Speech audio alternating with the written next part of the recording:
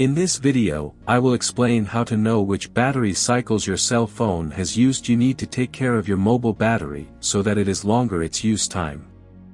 So in this case you will not complicate, there are several ways for you to measure it. In this way you can then analyze your mobile use. If your mobile is new or you plan to buy one, you may want to use them to have an accurate measurement over time. So, install the AccuBattery app, which is what we will use. Remember that the cycles will measure them from having installed the application, or if not, you will not be able to do it. The app will give you an introduction and explain how it works.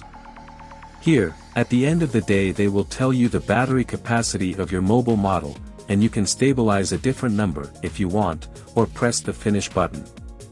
To activate it, then what you should do is go to the menu with the button at the top right, and here is the application menu, then click on the settings button to access the settings. Within the settings, scroll down to the performance section. In this section, you now enable the detailed records option. Only activate the option and exit the configuration, leaving it enabled.